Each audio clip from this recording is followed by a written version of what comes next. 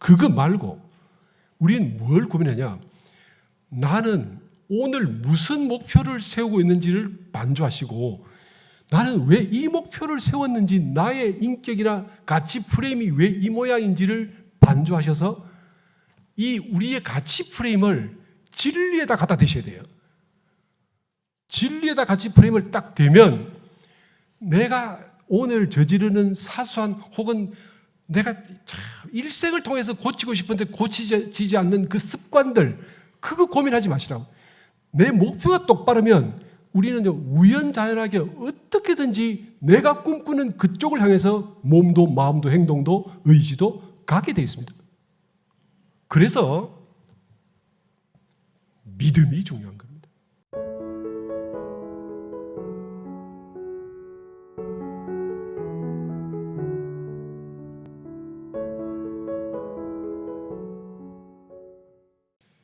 네, 반갑습니다. 오늘 주제는 믿음과 의지에 관한 내용입니다. 제목을 솥을 걸다 이렇게 잡았습니다. 연말이 되면 우리가 저절로 더 따뜻해지고 서로를 더 돌아보게 되는 것이 아마 인지상정인 것 같습니다. 이왕 돌아보는 거 조금 더 다른 사람을 살펴보고, 이왕 생각하는 거 우리의 삶의 근본 뜻을 돌이켜서 더 따뜻해지면 좋겠습니다. 흔히 많이 이제 예화를 들으셨겠지만 구정선사라는 분이 계십니다. 이분이 원래는 삼배장수였는데 무염선사라는 분을 만나서 삼배장수를 그만두고 출가를 해서 드디어 도를 얻었다 하는 분이죠. 이분이 이제 다들 아시겠지만 이제 삼배를 가득 지고 어떤 고개를 넘어갈 때 다 떨어진 옷을 걸치고 추운 겨울에 이렇게 한쪽 그 고개에서 쉬고 있는 노 스님을 보게 됩니다. 그 스님이 입은 옷이 하도 이렇게 추레해서 얼마나 추울까 그런 생각을 하고, 당신이 그 짊어졌던 삼배 지게를, 저 삼배를 한 피를 줄까 말까 고민을 수도 없이 하다가, 그래 내가 장사를 해서, 사실 이분도 굉장히 좀 어려운 분이거든요. 이분이 결혼을 못하고 노총각으로 홀로 계신 어머니를 모시고 사는데, 이 삼배를 팔아서 그래서 이제 이걸로 그 두 가족이 이제 먹고 사는 이제 그런 분이었습니다. 그래서 이제 이 삼배를 잘 팔아서 돈을 좀 남겨야 어머니를 좀 따뜻하게 해드리고 이제 잘 드실 것을 해드릴 수가 있는데, 이 한 피를 주면 그 이익이 많이 줄겠죠. 그래서 그 고민을 여러 번 하다가,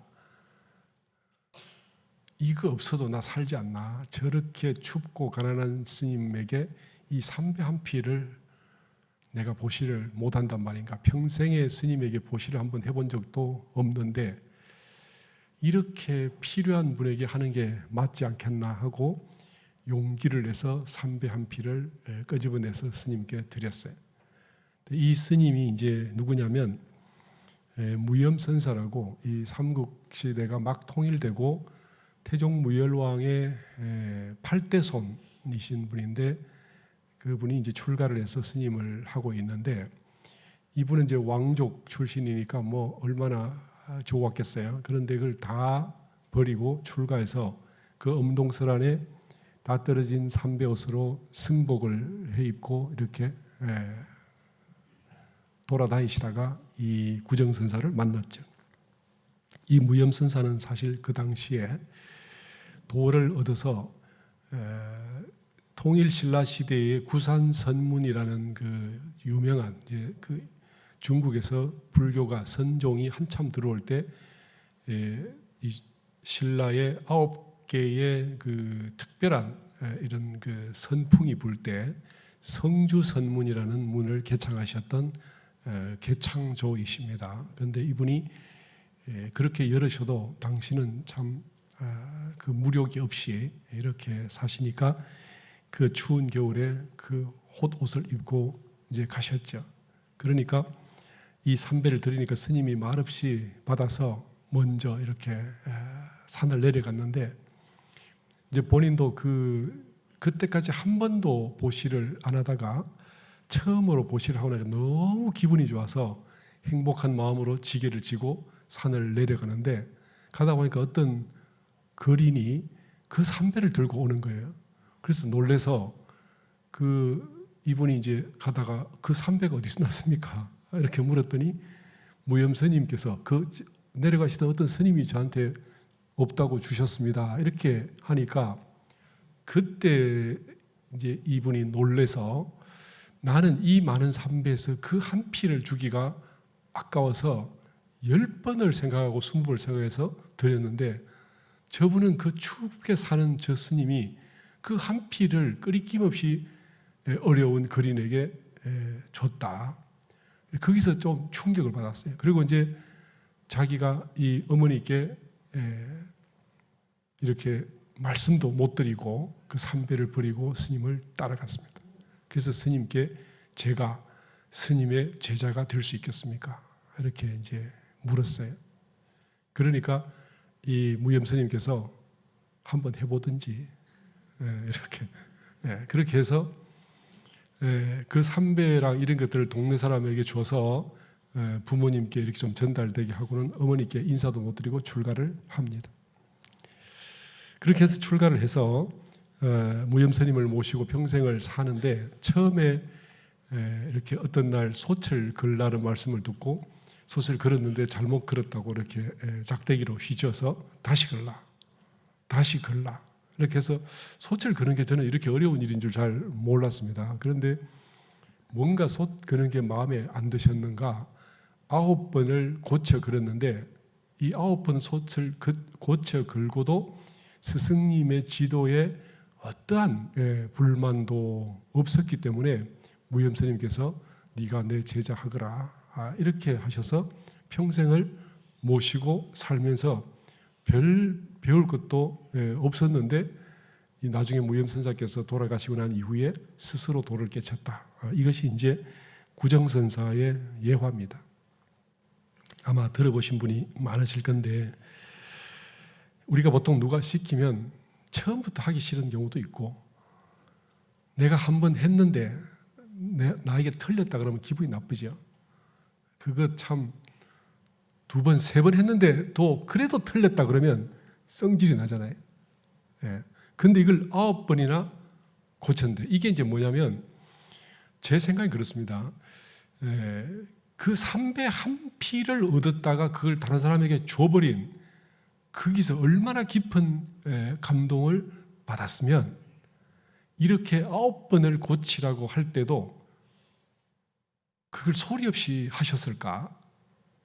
보통은 이제 물론 이제 이 구정선사께서 워낙 마음이 좋아서 그랬을 수도 있죠. 실제로 그 홀어머니를 모시고 그렇게 일생을 살아가는 것도 착한 사람이잖아요. 보통 사람은 아닌데, 우리가 누구에게 깊은 감동을 받으면 시비가 없죠. 제가 한번 말씀드렸죠. 그 전에 제가 출가하기 전에 우리 교무님께서 우리 그 술 먹은 친구들을 어떻게 다루는지를 딱 보고, 그때 이후에 일생을 저한테 칭찬 한번 안 하셔도 우리 교무님은 그런 마음이 있어. 이 마음이 딱 새겨지니까 그분이 저한테 무슨 말씀을 하셔도 그 어른에 대해서 단 한 번도 섭섭하거나 밉거나 억울하거나 이런 생각이 안 났습니다. 이게 제가 특별해서가 아니라 어떤 사람의 진정을 한번 보면 그러면 우리에게 다시는 그런 마음이 날 수 없다라는 거죠. 그래서 사람을 겉모양으로 보는 게 아니라 우리가 누군가의 그 속마음을 제대로 한번 보면 우리는 거기에 어떤 불만도 어떤 변명도 나오지 않는다. 저는 제가 스스로 그렇게 생각을 합니다. 제가 모셨던 그 어른에 대해서 제 마음을 돌아봤을 때, 그러니까 구정선사께서 이 무염 스님을 받들었던 그 마음도 어떤 그런 원리로 그렇지 않았을까? 저는 그 생각을 합니다. 두 번째,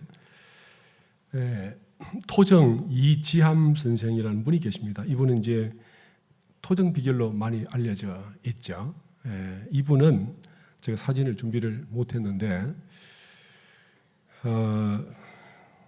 조선 중기에 화담 서경덕 선생 그 유학으로 아주 유명한 분이죠. 이 어른의 제자입니다. 그래서 이 어른이 그 토정 선생이 충남 보령에서 나서 공부를 하다가 그 화담 선생의 고명을 듣고 스승을 모시고 공부를 해야 되겠다 하고 이제 찾아갔어요. 그런데 화담 선생께서 보시니까 이 토정 선생이 공부를 할 수 있는 그릇이 되겠다 하는 생각을 하시고 내 옆에서 한번 공부를 해봐라. 그러고는 이제 별로 신경을 안 쓰고 제자를 이렇게 일부러 그렇게 하시는지 모르지만 정말 챙기는 제자에게는 딱히 뭘 해주지를 않는 것 같아요. 그러니까 그렇게 네가 그 예를 들면 챙겨주지 않고 뭐 외면하듯이 돌아보지 않는 그 속에서도 공부를 찾아서 버티는지 아닌지 이걸 시험하시는지 아마 그럴 것 같기도 한데, 그래서 이분이 이제 그 화담 선생 밑에서 공부를 하는데 어느 날 공부를 하고 있으니까 네가 너무 오랫동안 앉아서 책을 보니까 잠시 요 밖에 그 나무가 좋은 나무가 하나 있는데 그 나무 밑에다가 성황당을 지으면 좋겠다. 그러니까 돌을 좀 모아다가 성황당을 한번 만들어 보거라. 이렇게 하명을 하셨어요. 그러니까 이 토정 선생이 알겠습니다 하고는 이제 주변 돌을 모아다가 그 성황당 아시죠? 돌 이렇게 쌓는 그렇게 이제 만들었는데, 이때 화담 선생이 나와서 보시더니 그 작대기로 막 휙 저어가지고 다 무너뜨려 버렸어요. 성황당이라는 데가 돌 하나하나마다 정성이 들어서 여기다 비는 사람들이 전부 소원을 이루어가고 그 간절한 마음 속에서 서민들이 목숨처럼 살아가는데 네가 흙이 묻은 이 상태로 이것을 이렇게 쌓아놨냐. 화를 펄컥 내시고 방으로 들어가셔 버렸단 말이에요. 그러니까 이때 이 토정 선생이 흙을 다 털었어요. 다 털어서 다시 쌓았단 말이에요. 근데 나중에 화담 선생님 보시더니 이봐라, 이렇게 흙이 아직 묻어있지 않냐. 이렇게 정성 없는 돌멩이를 보고 어떤 신이 응할 것이며 어떤 기운으로 합쳐서 이 여기에 기운하러 오는 사람이 빌고 소원을 이룰 수 있겠냐. 그리고 다시 작대기로 다 지어버렸어요. 그러니까 이 화담 선생이, 토정 선생이 그 돌멩이를 다 짊어지고 겨울에 가서 하나하나 씻어서, 그래서 그 돌을 다 짊어지고 겨울 가서 다 씻어서 몇 짐을 갖다 나를 때 시간이 얼마나 걸렸겠습니까? 그러니까 그제사 화담 선생께서 그 토정 선생을 인정하시고 제자로 가르치셨다. 이런 이제 전설인지 설화인지 모르겠습니다. 이런 말씀이 제가 그 토정 선생의 글을 쭉 읽다가 이런 내용을 발견을 했습니다. 그리고 세 번째, 의암 손병희 선생, 이제 이분은 다 아시죠?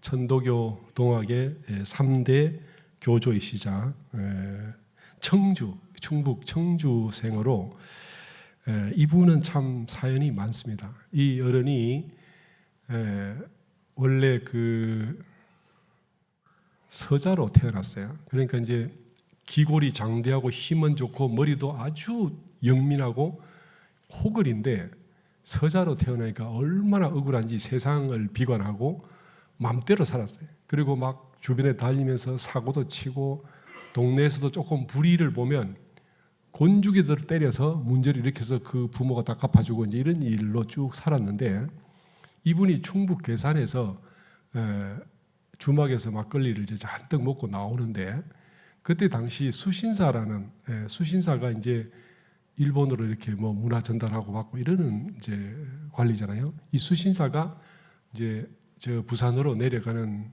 과정에서 종을 데리고 이렇게 나귀를 이렇게 끌고 왔는데 그 역참에서 이렇게 그 말을 바꿔주잖아요. 그런데 역참에 가면 말만 바꿔주는 게 아니라 그래서 돈도 주고 뭔가 이렇게 먹을 것도 주고 뇌물도 주고 이렇게 해서 그걸 얻어먹고 이제 조금 이렇게 호사를 누리게 되는데 보통 뇌물이 그 당시에는 뭐 일반적이니까. 근데 그 충북 괴산의 역참 그 역졸이 그런 게 없었나 봐요. 그러니까 이제 이 사람이 트집을 잡아서 그 역졸을 매달고 이 말에다 매달고 어떻게 때렸는지 살려주십시오 해도 계속 때려서 사람이 이제 죽을 지경에 다다랐죠. 근데 그걸 이 의암 선생님께서 보시고 안 그래도 본인이 서자로 출세를 못하고 관직이 못 가는 게 억울한데 관직 가진 놈이 저 따위로 네가 사람이냐 사람을 어떻게 저렇게 패냐 해가지고 이제 그 사람을 때려가지고 싹싹 빌어도 막 계속 때리고 동네 사람들이 다 쳐다보고 막 이렇게 한 상태에서 죽도록 때려서 사람이 뭐 몇 년을 알아놓았다 이 정도로. 그러니까 이게 이 손병희 선생의 그 강고를 아시겠죠? 그러니까 이런 분인데 누구한테 고개 숙여본 적이 없고 아버지를 아버지라 못 부르는 거 저는 인정할 수 없다고 아버지한테 고래고래 고함을 질러서 아버지가 너 나한테 아버지라 해라 이렇게 할 정도로 기가 센 분이었어요. 근데 이분이 이렇게 있는데 해월 선생을 만나서 제자가 됩니다. 해월 선생이 이렇게 그 최수은 선생을 만나서 이렇게 이제 수은 선생께서 이렇게 억울하게 가시잖아요. 그 이후에 이 동학은 이제 국가의 체제를 반대하는 국가의 이 신분제를 없애고 산업공상을 없애겠다라는 어떤 사상이었기 때문에 역적이죠. 그러니까 이 역적의 이 종교를 없애겠다고 탄압을 하고 핍박을 했는데 그걸 36년 동안 숨어 다니면서 동학 이 교도를 30만 명이 넘게 만듭니다. 그래서 나중에 이 30만 명이 넘는 동학 교도들이 나중에 이제 그 남도 그 전봉준 장군을 만나서 동학 이제 그 소위 봉기를 하게 되는데 그때 봉기할 때 만들어 놓은 수많은 그 동학 신도들이 사실은 이 해월 선생의 작품이에요. 그런데 이 해월 선생을 따라서 이렇게 공부를 하는데 이 해월 선생이 보니까 이 손병희 선생이 참 쓸만하다. 이 사람 이놈 가르치면 되겠다. 이 생각을 하셔서 데리고 다녀요. 그런데 그동안 36년 동안 숨어 다녔는데 어느 해는 이분이 이제 그 지금 전라북도 익산 미륵산이라는 데가 있습니다. 미륵산의 중턱에 사잠이라는 절이 조그마한 암자가 있어요. 그 암자에 숨어서 겨울을 지내는데 이제 이게 만일에 해월 선생이 이제 노출되면 잡혀서 이제 죽는 거죠. 그러니까 이제 항상 절로 숨어 다니고 이랬는데 그때에 사잠에서 한겨울에는 눈은 이제 엄청 퍼붓고 겨울이 얼마나 춥습니까? 그래서 거기서 이 손병희 선생에게 네가 밖에 소철 하나 걸어라. 찾아오는 사람들이 있으니까 사람들이 밥을 해 먹을 수 있도록 소철 걸어라. 이렇게 했단 말이에요. 그러니까 손병희 선생이 소철 걸러 나갔어요. 근데 가보니까 한겨울이 어떻습니까? 삽이나 곡괭이로 땅을 파도 곡괭이를 치면 바위를 치는 것처럼 이렇게 튀기만 하지 땅이 파지질 않습니다. 실제로 제가 어렸을 때 땅을 파보니까 곡괭이를 제가 젊을 때 있는 힘껏 내리쳐도 불과 1, 2cm가 안 들어가요. 그리고는 어른 그 땅이 그냥 곡괭이만 이 단단한 걸 때리면 손이 무지 아프거든요. 그러니까 이제 아무리 때려도 흙이 파지질 않잖아요. 그런데 일단 스승님께서 솥을 걸으라니까 어떻게 하겠어요? 그러니까 할 수 없이 뜨거운 물을 부어서 이렇게 그 이 흙에다가 부어보면 조금 녹고 말고 해서 되질 않는 거죠. 그래서 그걸 한 20cm 이상 파고 들으면 그때부터 속에 흙이 나오게 되는 거거든요. 근데 날씨는 추운데 솥을 걸려면 돌을 쌓고 그 돌 구멍마다 이 흙으로 이렇게 메꿔야 되잖아요. 이렇게 진흙을 만들어서. 그 손이 얼마나 시리겠습니까? 그러니까 이분이 대충 얼기설기 해가지고 솥을 걸어놓고는 스승님 솥을 걸었습니다. 이렇게 하니까 해월 선생님 나와서 보더니 얼기설기 걸어놨잖아요. 발로 팍 차버립니다. 그러니까 그 대충 해놨으니까 팍 무너졌겠죠. 이걸 솥이라고 그랬냐? 다시 걸라. 이렇게 해서 이 양반 열이 받았어요. 손병이라는 분이 어떤 분입니까? 이때까지 누구 말을 들어본 적이 없는 사람. 자기 맘대로 살았던. 근데 이분이 스승님께서 시키는 거 어떻게 하세요? 참고 다시 걸어요. 조금 더 열심히 했겠죠. 근데 허락 받았을까요? 다시 나오셔서 화를 그 전보다 더 많이 내면서 다시 발로 차버렸어요. 또 무너졌죠. 세 번째는 자기가 엄청 일했는데 속이 부글부글 끓는데 스승님이지 않습니까? 다시 고개를 숙이고 다시 열심히 했어요. 열심히 했는데 나오시더니 세 번째도 발로 차버렸습니다. 근데 이제 차고 들어가셔 버렸는데 이때에 손병희 선생이 가만히 생각을 하더니 가버릴까? 가봐야 갈 때도 성공할 때도 없어요. 어디 가겠어요? 근데 그때 깊이 느낀 게 있어서 울면서 예, 스승님이 만족을 할 어떻게 하면 스승님 만족할 정도가 될까를 생각하면서 예, 그렇게 열심히 해서 솥을 걸었습니다. 네 번째 걸었죠. 그러고는 그 방에 들어가서 스승님 솥을 다 걸었습니다. 이렇게 물었어요. 그랬더니 해월 선생님 나오시지 않고 보나마나 잘 걸었겠지. 이렇게 인가를 받았죠. 그러면서 이때 솥을 4번 걸고 이어르는 3대 교조로 인정을 받습니다. 이때 그 해월 선생이 이분을 인정하게 된 이유가 뭐냐면 네 속에 있는 그 분노와 객기를 스승님의 지도 속에 비워서 그래서 이 진리를 받아들일 자세가 됐다. 그러니까 솥은 물론 이제 대중이 오면 식사를 해줘야 되니까 필요했겠죠. 그러나 그 솥도 솥이지만 이때의 그 의암 선생의 어떤 객기와 자기 생각을 완전히 비워내고 이때부터 공식적으로 의암 선생께서 해월 선생의 수제자가 돼서 3대 교조가 될 준비를 하게 됩니다. 제가 예화를 너무 많이 들었죠.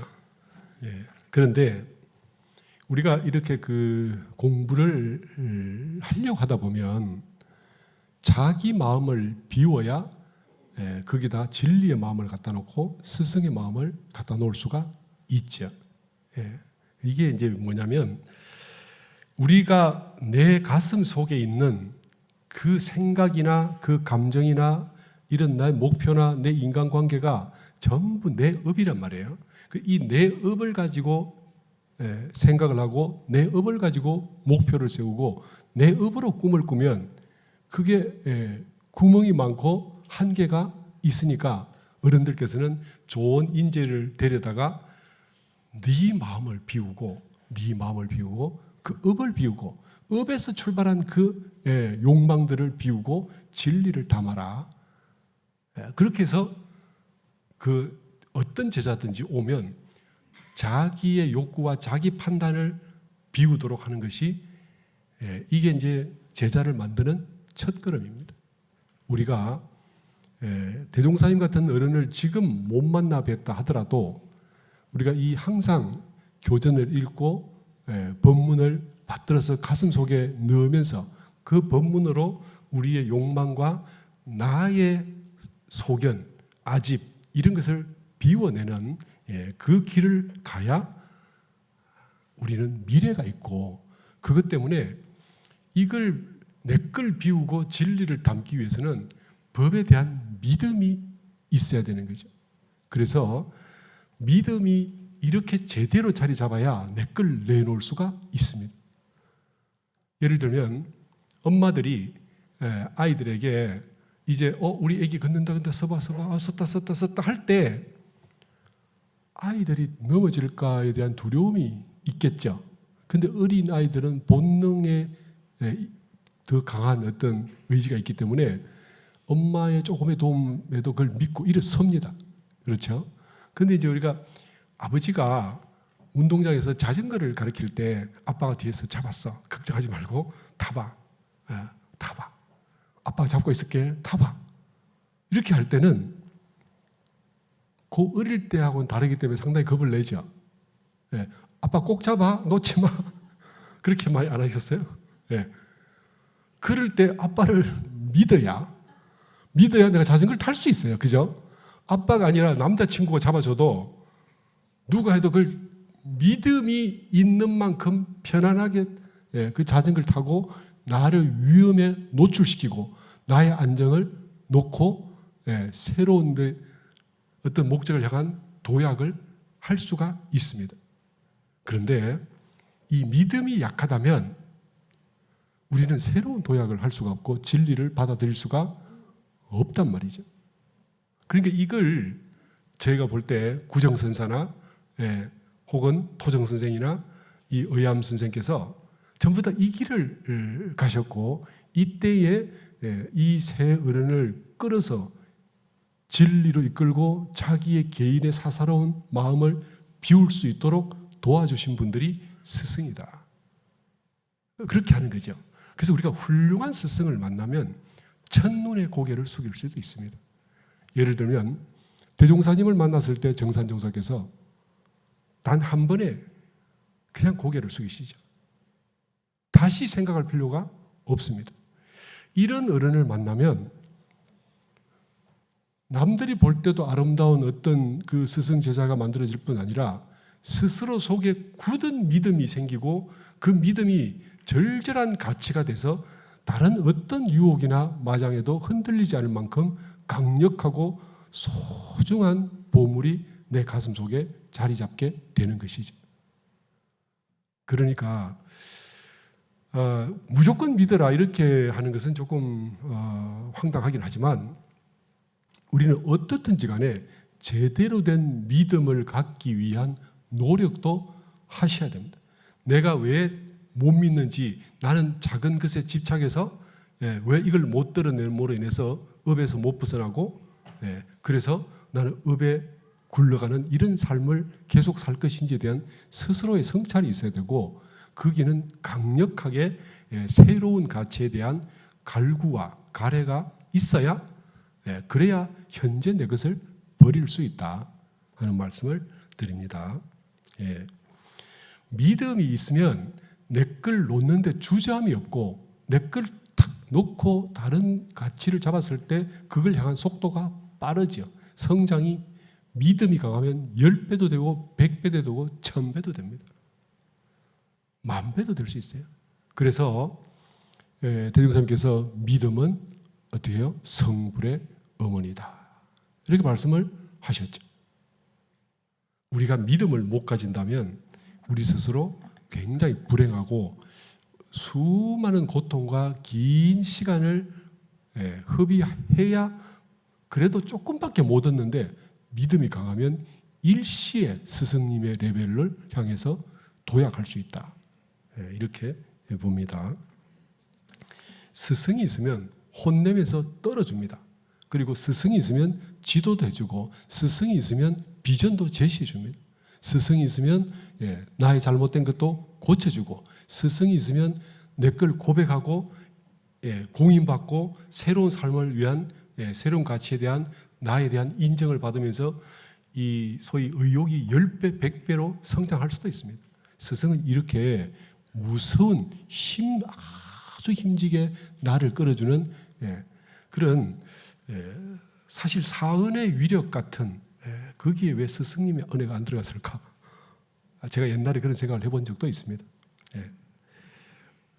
바른 스승은 그 어른 한 번 믿음으로 해서 확고한 믿음이 생기면 다른 것의 가치를 갖지 않습니다. 스승이 없으면 그렇게 참 힘들죠. 그렇지만 또 혹시 복이 없어서 스승님이 안 계시다. 그러면요, 진리가 대신해 줄 때도 있습니다. 제가 살면서 많이 보니까 꿈에 현몽하는 경우도 참 많았고, 제가 잘못 길 가고 있을 때 보여주는 인연도 많았고, 이렇게 저렇게 돌아보면 이게 다 진리의 뜻이고 진리께서 인도하시고, 그러니까 이제 기쁨도 진리에서 나오고 고통도 또 나중에 돌아보면 저 사람이 내게 고통을 줬다 싶지만 지나놓고 보면 이게 내가 고통 속에 성장하도록 진리께서 이끄셨구나, 이런 생각이 들 때도 있습니다. 그러니까 스승을 만나서 가는 사람이 물론 비교할 수 없이 빠르지만, 우리가 진리에 대한 간절한 믿음이 있다면 혹 스승이 없어도 더디고 고통스럽지만 그렇게 해도 우리는 성불의 길로 갈 수 있다. 저는 그렇게 제 경험이 얼마 안 되지만 그걸 자꾸 반출을 해보면 그런 생각이 듭니다. 그리고 믿음이 강하다는 말은 그 믿는 대상에 대해서 우리가 어떤 바른 생각을 가지고 목표로 세우고, 우리 법신불은 신앙의 대상이요 수행의 표본이면 이렇게 나오죠. 그러니까 이게 수행의 표준이 돼서 우리도 법신불 같은 마음을 가져야 되겠다. 이렇게 되면 목표가 세지잖아요. 목표가 강하고 이렇게 되는 바탕에는 믿음이 큰 역할을 하게 된다. 그러니까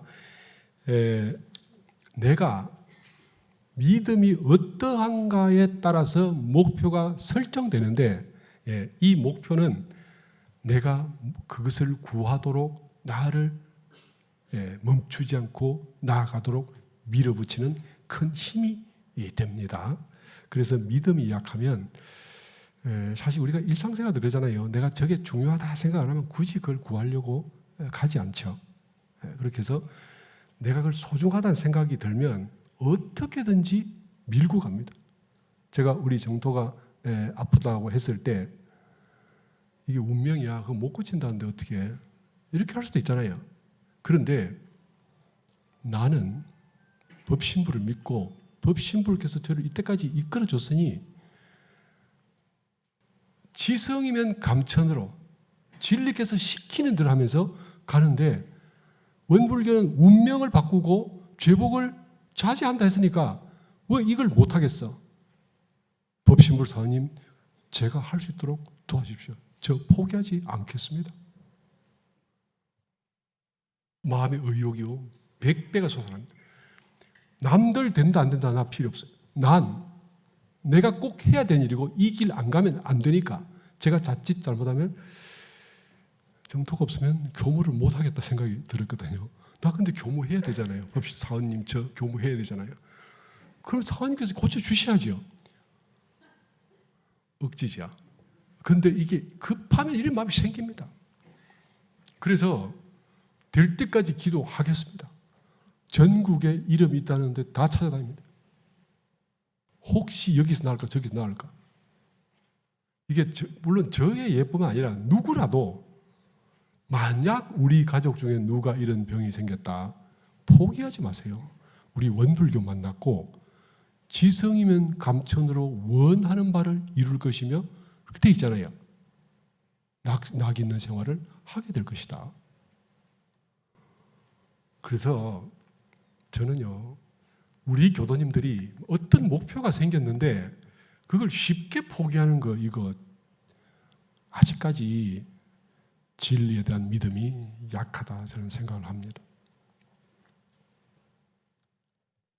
무엇을 구하는지 그 구하는 바가 내 마음, 내 가치랑 딱 매치가 되면 우리는 끝없는 의욕이 나올 수밖에 없어요. 그러니까 만약 내가 생각하는 가치 기준이나 판단이나 목표나 욕망이 그까지 가지 못한다, 그러면 그걸 꿈꿀 수가 없어요. 그걸 향한 의지가 나타나지 않습니다. 우리는요, 저마다 자기 인격과 자기 그릇과 자기 가치 프레임에 따라서 내가 설정할 수 있는 목표의 한계, 바운더리가 대체로 정해져 있어요. 다 그렇죠? 나는 이걸 꿈꿀 거야. 혹은 색깔도 있고요. 어떤 영역도 있습니다. 나는 종교를 선택했어. 이러면 종교만 향해서 갑니다. 나는 돈을 선택해서 돈만 향해서 가죠. 난 권력을, 나는 명예를, 나는 예술을, 뭔가 각자가 정해놓은 목표와 표준이 있겠죠. 근데 그 바운더리를 결국 자기의 의지와 믿음의 정도가 그 바운더리를 정하게 되고, 그걸 향해서 될 때까지 할 거야. 의지가 강하면 그게 나의 레벨과 정확하게 목표가 매치되면 우리는 목숨을 걸어요. 예를 들면 순교자가 나타나서 종교를 믿는 사람이 목숨을 걸고 신앙을 향해서 가겠다 하는 것만 나타나는 게 아니라요. 돈을 위해서도 목숨을 걸고, 어떤 사람은 자존심을 위해서도 목숨을 걸어요. 그죠? 술 먹고 나오는데 누가 나를 비웃듯이 쳐다봤다. 그러면 그 비웃던 듯한 그 사람 눈빛 때문에 열받아서 때려 죽이러 갑니다, 사람들. 남들이 볼 땐 너무나 웃기지만 자기 레벨에 그게 같이 맞다니까요. 내 자존심을 나를 비웃는 눈으로 봤어? 내가 참을 것 같아? 이 살인 이후에 뭐가 나타나는지 모르지 않습니다. 그런데 아시죠? 옛날에 어떤 청년 하나가 길에 앉아있는데 술집에서 나오는 50대가 이빨을 쑤시면서 그냥 무심히 쳐다봤는데 이 청년은 자기를 무시했다고 생각해서 따라가서 결국은 사람을 죽였어요. 그리고 이 사람이 20몇 년의 형을 받았습니다. 아마 뉴스가 그때 있었기 때문에 압니다. 그래서 사람은 그 의지가 어디서 생기냐? 자기의 수준과 레벨에 맞는 그 가치 설정의 바운더리 안에 자기 목표와 정확하게 일치하면 우리는 어떤 일도 해낼 수 있다. 그러니까 우리가 성불을 못하는 이유는 뭐냐? 내가 성불을 내 욕구의 바운더리 속에 넣지 않고 있기 때문이다. 내가 수행을 통해서 내가 이루고자 하는 것들을 내 욕구에 의해서 설정하고 있으면 우리는 그 길을 향해서 가게 돼요. 그런데 이걸 업을 놓고 너희들은 진리로 목표를 삼고 진리로 가치를 삼아라. 그게 잘 안 되니까 믿음으로 이끌고, 그래서 믿음의 힘은 결국 우리를 이끌어서 어디요? 성불까지 갑니다. 그러니까 대종사님께서 믿음은 성불의 어머니다, 이렇게 말씀을 하셨죠.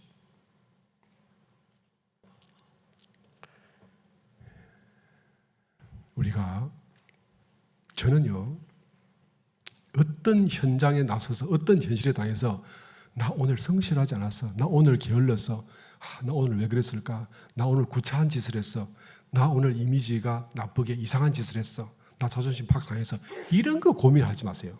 그거 말고 우리는 뭘 고민하냐? 나는 오늘 무슨 목표를 세우고 있는지를 반주하시고, 나는 왜 이 목표를 세웠는지, 나의 인격이나 가치 프레임이 왜 이 모양인지를 반주하셔서 이 우리의 가치 프레임을 진리에다 갖다 대셔야 돼요. 진리에다 가치 프레임을 딱 대면 내가 오늘 저지르는 사소한, 혹은 내가 일생을 통해서 고치고 싶은데 고치지 않는 그 습관들, 그거 고민하지 마시라고.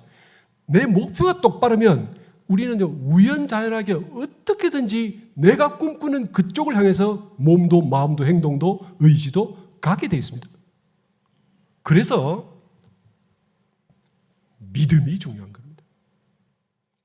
내가 알면, 진리를 알면 믿을 필요 없어요. 저절로 난 그걸 설정하게 되어 있죠.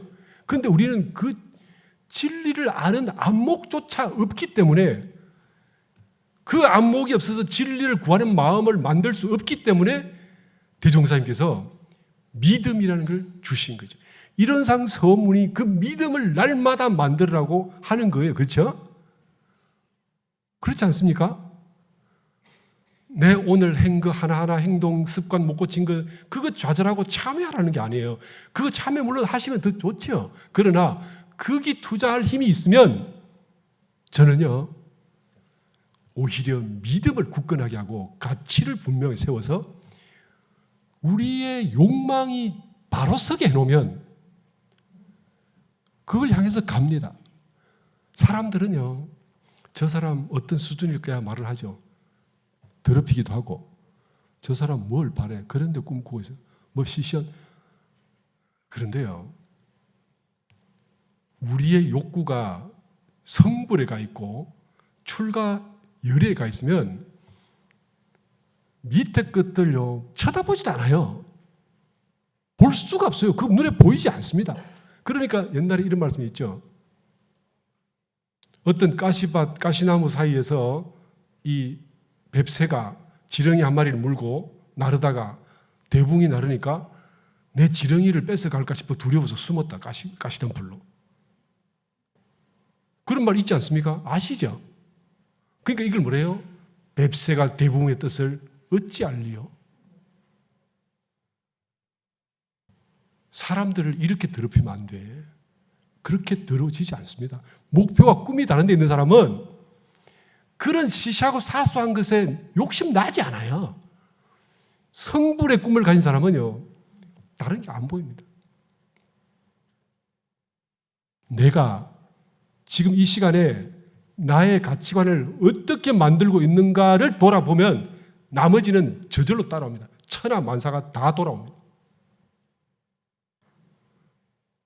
진리의 꿈을 가지시고 일상생활을 물론 해야 되겠죠. 그러나 나의 본성을 찾아서 수많은 업들을 떨어내고 완전한 자유와 완전한 능력으로 한량없는 복락의 주인공이 되어야 되겠다라고 꿈꾸는 사람은 그런 너저분한 것들에 일말의 관심도 없다. 그래서 대종사님이 이끄시는 대로 우리가 믿음을 똑바로 세워야 돼요.